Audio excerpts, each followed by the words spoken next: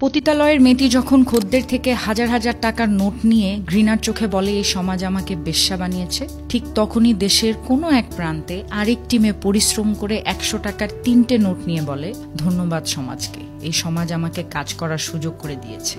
রাতের অন্ধকারে সিগারেটের ধোঁয়া উড়িয়ে বেকার ছেলেটি যখন ভাগ্যকে অভিশাপ দিয়ে দেশ ব্যবস্থাকে গালি দেয়, ঠিক তখনই দেশের কোনো এক প্রান্তে আরেকটি ছেলে সিগারেটের সেলসম্যান হয়ে ঘাম ঝরাচ্ছে।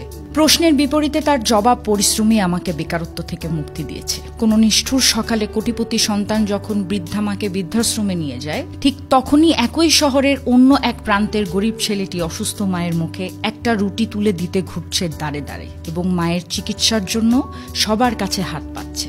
প্রশ্নের বিপরীতে তার জবাব থাকে, মা পাশে না থাকলে আমি কিভাবে বাঁচব। এখন এই জায়গায় এসে মনীষীদের দুটি উক্তি বলতে আমার বড্ড ইচ্ছে হচ্ছে। সত্যিকার অর্থে জীবনে কিছু করতে চাইলে একটা রাস্তা খুঁজে পাবেন, আর না করতে চাইলে পাবেন শুধুই অজুহাত। পৃথিবীটা ঠিক তেমনই যেভাবে আমরা দেখি। প্রশ্নের বিপরীতে তার জবাব পরিশ্রমী আমাকে বেকারত্ব থেকে মুক্তি দিয়েছে।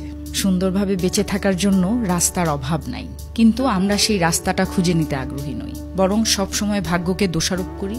ওই যে পৃথিবী ঠিক তেমনই যেভাবে আমরা দেখি। উদ্যোক্তা হন, পরিশ্রম করুন, ভাগ্যকে দোষারোপ না করে বরং কর্মের মাধ্যমে ভাগ্য পরিবর্তন করুন।